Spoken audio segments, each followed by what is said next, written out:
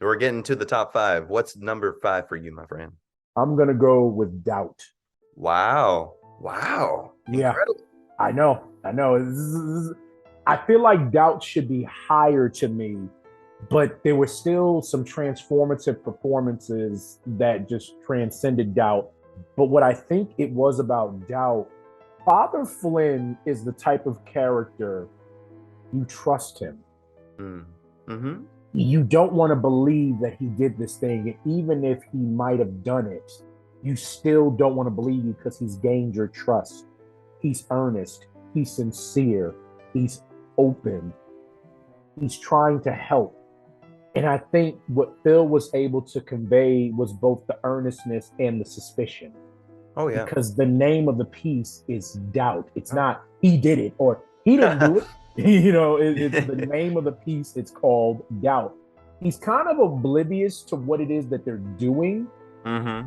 He kind of feels something is a little off, but at the same time, he's not trying to draw too much attention to himself. If anything, he's present, he's calm, he's in control.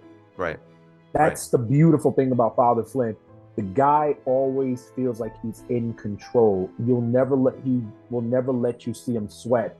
And when she starts accusing him, he just says, "I object to your tone. I thought I was called into this office for this, but I don't like this. So yeah. I'm going to go." He never raises his voice until he's really forced to. And he really doesn't actually. Yeah. Till the final final thing. Who are you to accuse me? What is your problem? Yeah. Why can't you see that I'm trying to help? What is that's a serious accusation. Mm-hmm. Can you really prove it? Yeah, you have the slightest proof of anything. Yeah, you're trying to ruin my life, lady. And I will fight to protect my life. For me, with him and Doubt is just, I don't know he did it. Yeah. I hope he didn't do it. Mm-hmm. I'm plagued with doubt just as much as I think the audience is. Mm-hmm. He comes from this place of, he's a new pastor with a new goal, a new way to make religion fun and acceptable among everybody. Let's all join together and unite and help one another as opposed to one side or the other side. It's one of those performances that's a true masterclass in focus, stillness, and silence. He has this ability to be in the frame, to be quiet, but you can see everything that's going on. Every thought is wrestling, and it could stay. The camera could stay on the guy for 30 seconds and sometimes even longer. He's just there. He's present, bro. Something is happening. Yes, something is happening within this man. And again, he's playing one thing, but he's also never letting you see the other hand. Mm-hmm. Exactly. For my number five, this is difficult as well. Before the Devil Knows You're Dead. Wow. Very first time I saw it like around the time where it came out, 2007. Didn't see it in theaters. I remember it came out the same year as Charlie Wilson's War, of course. It's insane. It's insane to have those two films back to back, two different performances, but two visceral performances that kind of leave you like stunned. For a film of that magnitude and as real and as raw and as deep and viscerally painful as it is beautiful, those actors needed time to prep. Yes, just the chemistry between he and Ethan Hawke and how things just go. The best films that talk about crime within the family and like heist jobs are always the ones that go wrong. The ones where something messes up. And it's told beautifully in a Rashomon style where it's one point of view and then switches to the other point. Another point of view. And those are and so are the greatest. And of course, of how they need to, rob their own family to pay for this. And Albert Finney, one of the greatest actors ever. I can't wait to cover him on this channel as well because he is one of the great. Oh my God. But how just this whole ensemble cultivates together. And once again, Philip Seymour Hoffman is always the proponent for ensemble work and how he works amazingly with ensemble work. But every single scene that he has with Ethan Hawke, especially the scene where, I won't spoil it, but I know. even something even more horrible goes down. And then Ethan Hawke's like, you didn't have to do that. You didn't have to do that. It's like, did you touch anything? Shut up! Shut up! Yeah. Freaks out. Sidney Lumet has said that the scene in the car with Marissa, and he has that another breakdown. It's not fair. It's not fair. It's not fair. Yeah. All of my life. This Lumet himself, Sidney Lumet, who has directed multiple actors, amazing actors in Academy Award nominated performances, has said that directing Phil Hoffman and seeing Phil in that scene was probably like the best performance I've ever seen in my life. And it's real, Alex, because when that guy cried, it was coming from a deep place. Very deep place. And you also knew it was real too. His face changed colors. Like he turned bright red. Yes. Because it was rage, it was pain, it's like you felt in your gut like, this is not fair. He let it loose. He just let it out. He let it out. It's a lot going on in circumstances. He's grieving a loss. He's dealing with this. He's losing this. And he finally had this moment with his father, and it did not go well. Mm-hmm. And all he can do is just drive home and sit with all this stuff building inside of him, to the point where his wife has to say, maybe we should pull over for a second. Are you okay? It's not fair. It's not. Yeah. And just that the repetition, Alex. Repetition. All the time. Phil got it, and I can feel like that. That's kind of like your mantra to really let it out. You see this character, and Before the Devil Knows You're Dead, they kind of start off in this dominant position. Mm-hmm. Yeah. And then as the film progresses, you lose. You got the upper hand, you lose, and then you just keep losing. And what happens to a person when they keep losing and they run out of giving a crap anymore? Right. Yeah, so good. You're number 4. Boogie Nights. Oh my. In the top 5. Oh. Yes. Man, Boogie, Scotty J. Scotty is, again, I'll always bring up again Chekhov. Scotty is one of those characters. He's often in the background. Yes.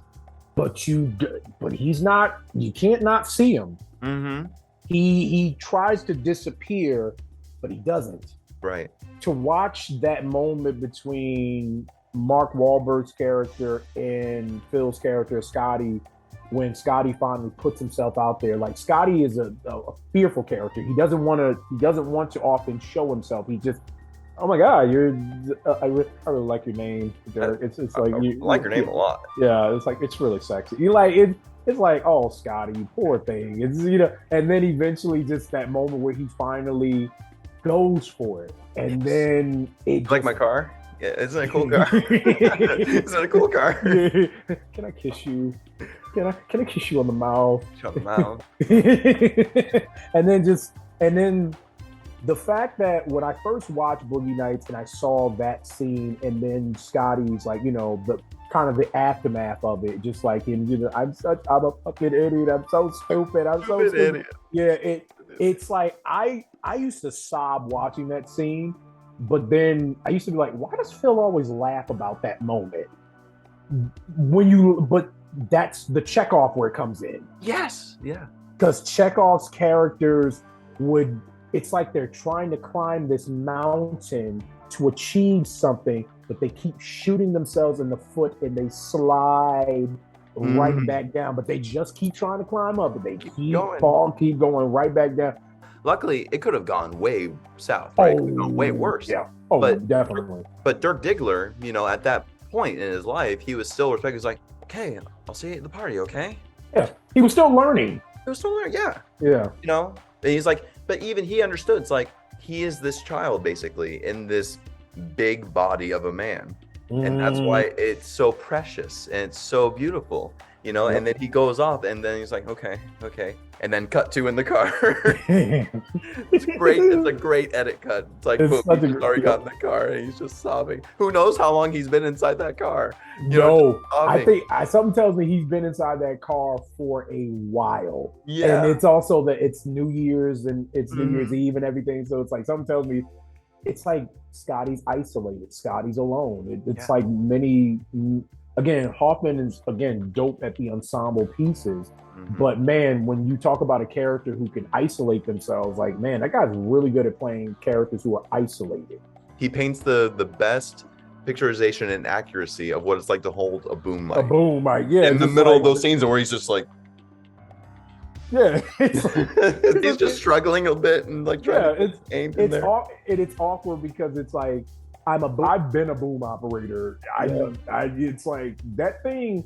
It might feel light, but if you have to hold your arm for that position for so long, man, and then it's like you have to be careful because the boom can kind of go into the frame. And then, I did a boom mic twice for student films too, and it's horrendous. I'm holding a boom, watching people have sex. It's like, this is kind of awkward. I'm still trying to do my job, but I'm also still kind of new at it too. So it's just like, wow, they're actually having sex, but I'm also just like trying to not get fired. So I'm trying to get the good sound in there. Exactly. I'm trying to do my job. Trying to do my job here.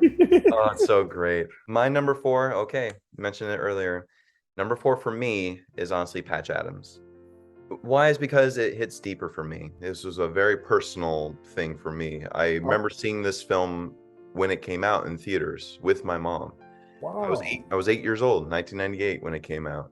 Seeing Seymour Hoffman, I remember distinctly that was the very first time I ever became aware of this man. I ever became aware of this artist. When we talked about it earlier, the scene, the dynamic stealing scene between he and Robin Williams in his room, in his apartment. I remember vividly that was a distinct moment where I said, I want to do this. Wow. I want to really be an actor. I want to really tell stories like this. Maybe a lot of you know, I grew up with hearing challenges. I grew up learning sign language, and I grew up around a lot of the deaf community and learning, I'm almost living within isolation within myself for the longest time. And, stretching myself and working on vocal exercises, working on diction, working on enunciation, working on speaking. And when he burst, it made me just want to burst. That scene, it planted such a huge seed in me as an 8-year-old in a movie theater.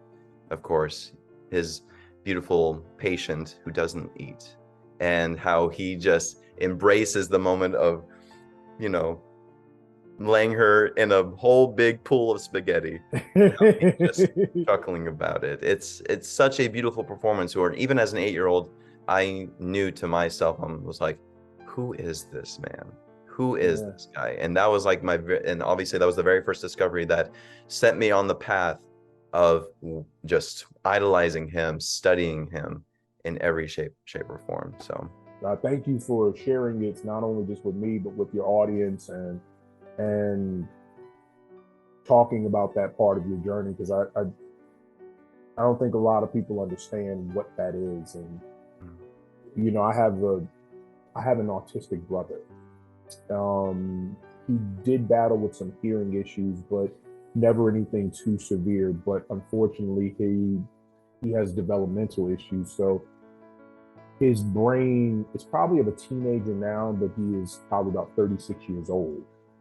So for many years, it was a struggle to speak, for him to speak, or for us to really communicate with him. But he was able to use music, and music kind of helped him to learn words and form sentences, from Janet Jackson to Michael, to Mariah, to just any and everybody you can think of. And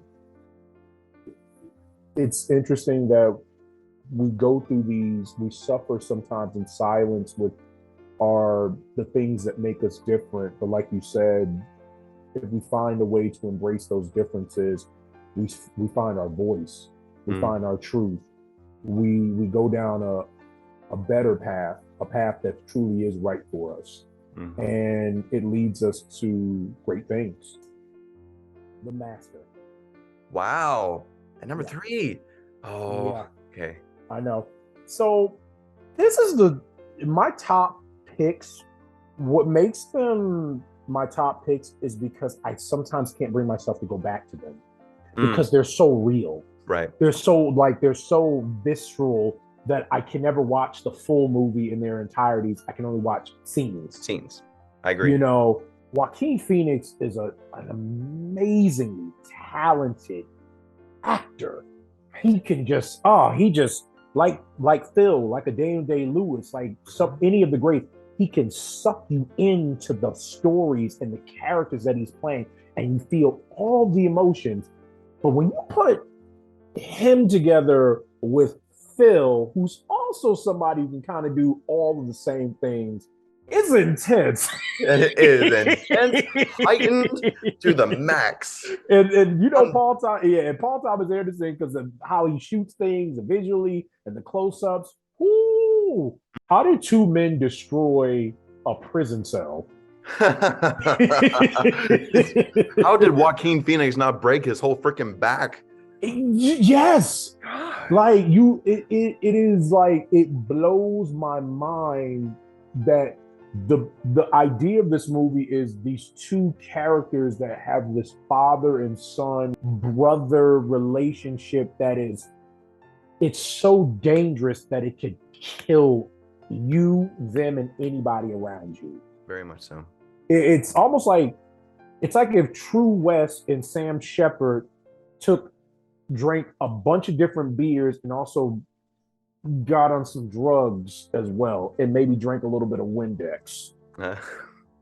You know, like that is the Master. It's a beautifully cinematic, intense character study of 2 opposing forces trying to work together, but they just can't.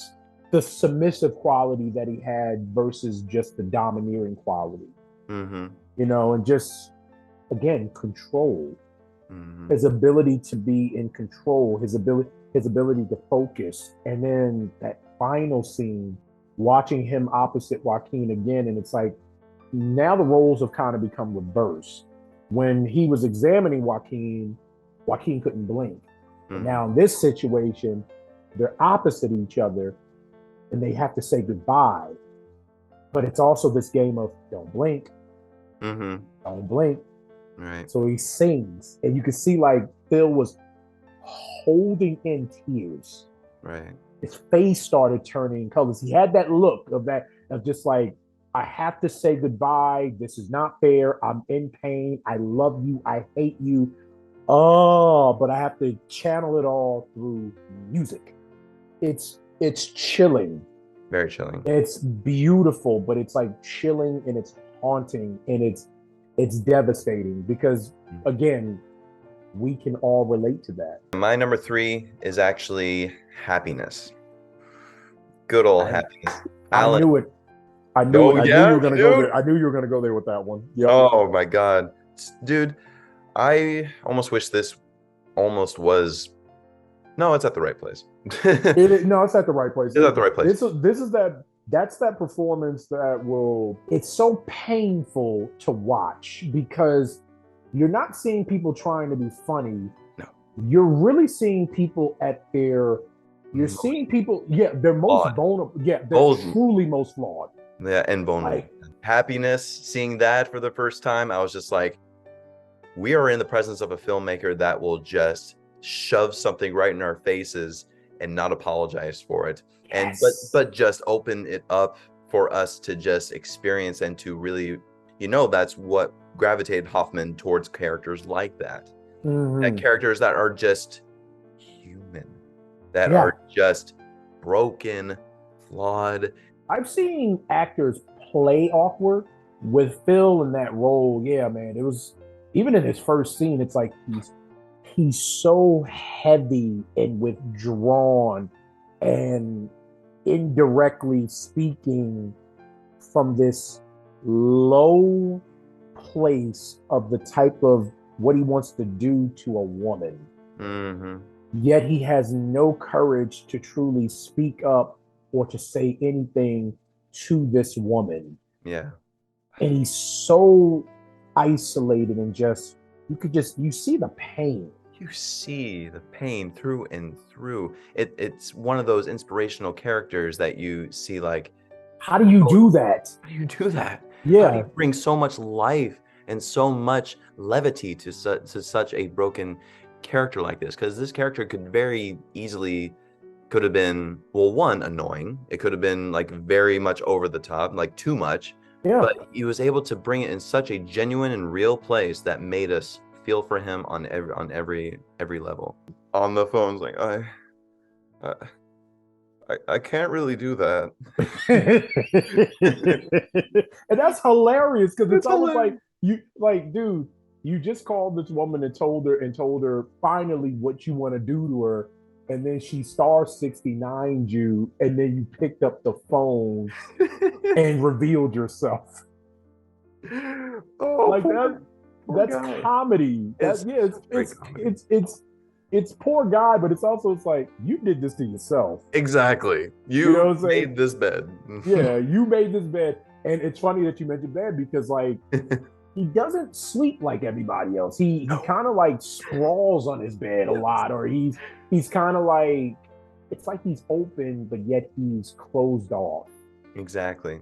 I've never seen a character like that before. Just like you said, I've never seen an earnest, grounded, human being of that magnitude. All right, down to the top two. What's your number two? Number two, you had it earlier. This is, again, viscerally. Can never watch it again, but I love it, and I do watch it from time to time. Before the Devil Knows You're Dead. Like you said, it made my jaw drop when I saw it. Yeah. Like, especially as it led up to the end, it's like, how did this script, this amazing script, it worked so well. It's no coincidence Mr. Hoffman did pass away from a drug overdose. Yeah. He was very open about, any addictions that he had and what he worked through, of course. And, but I think what was so amazing about Phil, and I also think what makes him such an amazing actor, particularly in that film, Phil knew what being an addict was. And what I believe with most people who are addicts, the truth about being an addict is that you can't hide the fact that you're an addict. You can't play tricks. You have to really reveal, because the idea of addiction is telling the truth. Because if you don't tell the truth, it makes you want to go back into your addiction and go deeper into your addiction. So you face the problems head on and you deal with them. And I think with Phil and that character, man, I don't think his character was in denial about any of his addictions. I think his character was just exhausted. He was strung out. His character was really hiding a lot of who he was, which was then causing, I think, more strain in his relationship, more difficulties with his brother, more difficulties in his work. It's just, this character is spiraling. But I think Phil could capture that because the writing was so good, but I think he understood where that was all coming from. Absolutely. So it's like, man, is this guy acting right now, or is this just like really happening? Like he's zoned in such a way that I've never seen an actor tap in. Bring myself to watch scenes of it for a sense of understanding, the study of behavior, the study of rage, the study of frustration. Even like the moment where his wife confesses something, you notice in the previous scene, he just had a breakdown in the car. Yes. Yeah. After coming from a funeral and everything, and having a discussion with his father, and now his wife lays this on him. So at this point, he's just, I love when he'll sometimes be in scenes with his arms crossed, because that's a form of protection if you study psych. Yep. But he's, like you said, he's piercing her. He's just, what? Like, he's not saying it, but he's just like, what is happening? You've been what? What is? And it's like, he's speechless at that point. All of these things of you losing everything is just, and at that point, it's like, he goes back into his living room It's just human behavior at this point. He takes a bowl of marbles and he just pours them on the table. Yeah. I have no idea what the hell that's even about, but it's like, that's what grief looks like. Yes, exactly. You like, it's unpredictable. You don't know what to feel anymore, or what. It's like you're just processing, and you haven't even really processed. You're just like, I'm so in shock that I'm just going to take a bowl of marbles and dump them on my table and sit down. Exactly. Destruction is happening inside and out. So you know what? Here's to let my little piece of destruction out of just mixed marbles. Damn, that's well articulated. Somebody should be writing for the Times. No. I see you. You of all people. I learn more poetry from you more than anybody, man. No, that's just me talking. I sound like a poet, but I'm just talking. My number 2, we mentioned it earlier, and I won't talk too much about it, but of course, the master for me. The moment when Hoffman pops in.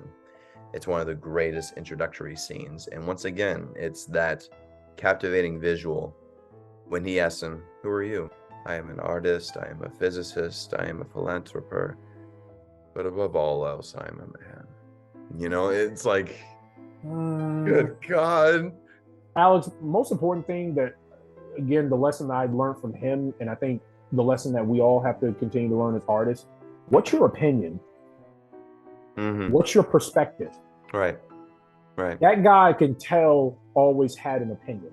He had a goal. He had a direction of where he wanted to go. Maybe it probably wasn't always clear, but you can tell, like, this guy sat and he read his plays. He sat and he read his scripts. He had an idea or a perspective and a gaze. I could tell he asked all the right questions in order to craft, and I could tell that he understood the repetition of what it meant to be an actor. So working on a scene and working through a scene, and you look at him, he always looked freaking exhausted whenever when you see him in interviews. But it's like he probably was exhausted because he was doing a lot. Between the balance of taking care of his his partner and his children, running and working the theater companies, and his own production company. Helping advertising, helping people, and like just that constant, like, he was always working. He even said it like, I don't take a lot of breaks.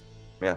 Even when he would like do like a couple movies, one could say it's like, "Hey Phil, what are you gonna do next?" He didn't really look like he went on vacations. He looked like he just like, "Oh, I'm gonna go do a play. Well, I'll go direct a play and that'll take a couple of weeks or a couple months of my life, and then I'll probably jump back and do like 3 or 4 movies then." All right, brother. So we're gonna go through our honorable mentions. We'll go 5 each. You do your 5, and then I'll knock out my 5.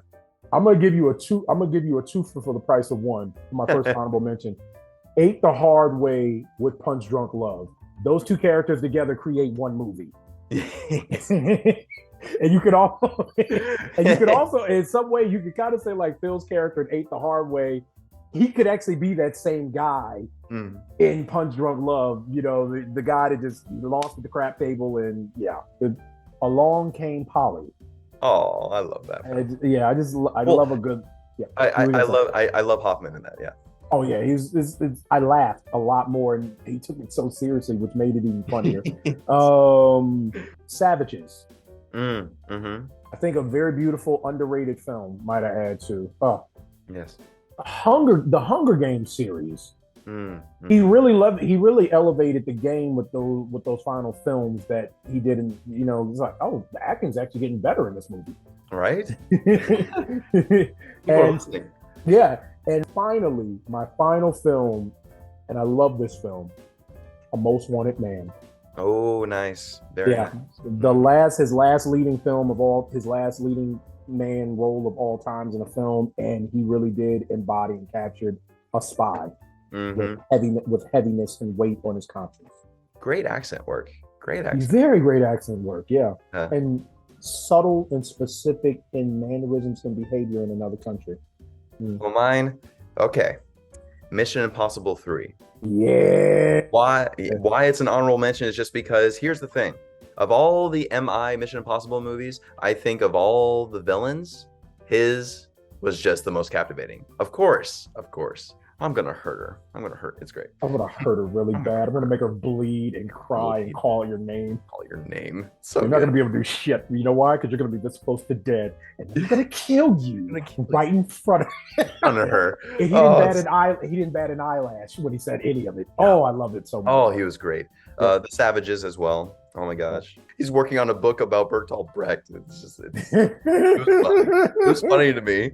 Yeah. And Doubt, of course, Doubt's an honorable mention for me. It's wonderful. Scent of a Woman. Yeah. George I Willis. don't know why I forgot about that one. Yep. Brilliant. And then Boogie Nights. Of course. Boogie Nights. Scotty J. We just love it. All day, man. All day, Scotty J. And now we come to the grand finale. Let's try saying it at the same time because I have a strong suspicion that we might have the same number one. Pretty much. 1, 2, 3. Capote. I love how we phonetically Capote. Yeah. Oh, of course, man. His only Academy Award winning performance, which I think is somehow, that's a crime. How did that happen? You know, this is the strange thing about Capote. When I watched the 60-minute interview with Hoffman talking about this film and working with Bennett Miller, who's like one of his best friends. Mm-hmm. He said that Bennett kind of approached him with the idea of doing it. He didn't really want to do it because he didn't feel I don't look like this guy. Who would want to really see this? And I think Bennett really talked him into it, and Hoffman just immersed himself in it. He was working alongside Bennett on the script. He would go to Bennett's apartment in New York, and they would just sit for hours and watch tapes of Capote and how, Truman's mannerisms, and how when he would have a conversation with somebody, he was always kind of in front of he was always bringing people in, and almost it's like a secret, but at the same time. And then the voice work and everything. It's Hoffman's most immersive character acting piece. It's the one film where I feel like I lost Phil. Yes. And I think that is something that goes to show the commitment that an actor has to the understanding of a character and what it means to transform. He said when they finished production, he said, I immediately remember the moment I started speaking like myself again. It was fascinating. Right. Because I think he had to work on Capote. I think they spent I don't know if it was 20 or 30 something days shooting the film. Truman never raises his voice. No. Truman is a character that is often in control. Yeah. And I think it goes to show that's how much Hoffman I know prepped and studied this man.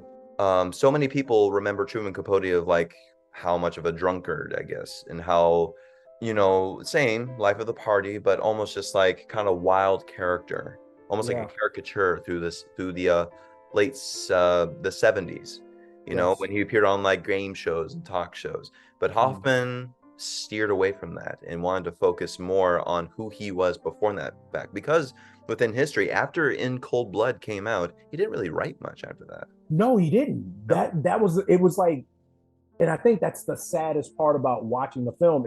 You're watching this guy who is a talented writer and in the process of creating the best piece of work that he's ever written, but secretly knowing he'll never top it. Right.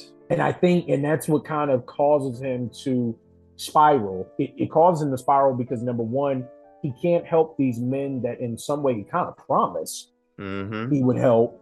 Yep. But he ultimately lied and did what he did in order to get the story.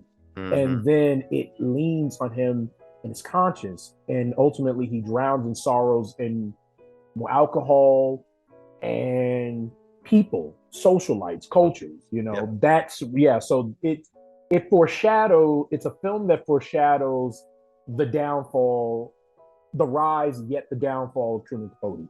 Very much so. Very much so. How much he fell in love with these men, Perry specifically, and how he made that promise and how look what happens. Dude, that scene when they're about to be hung. Yeah.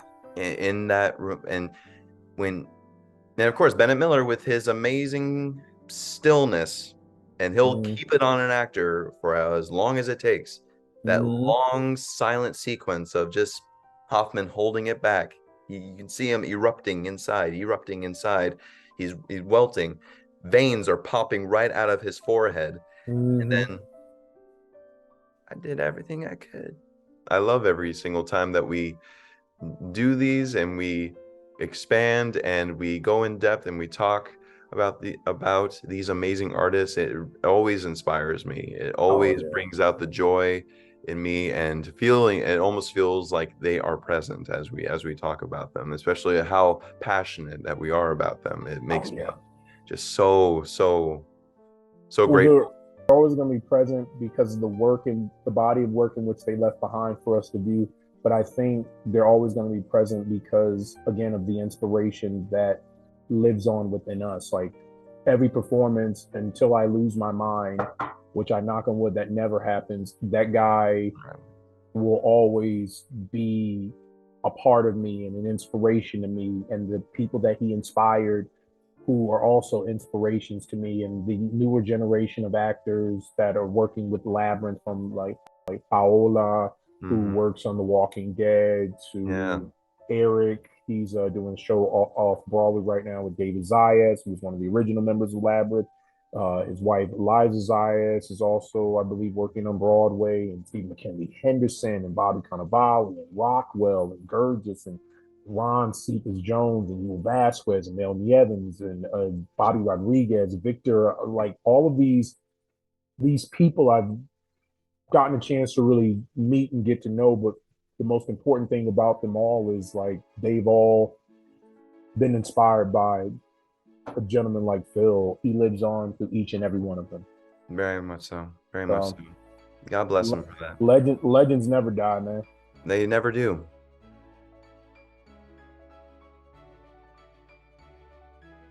Ladies and gentlemen, I can't thank you guys so much for watching. I mean, this has been so much fun.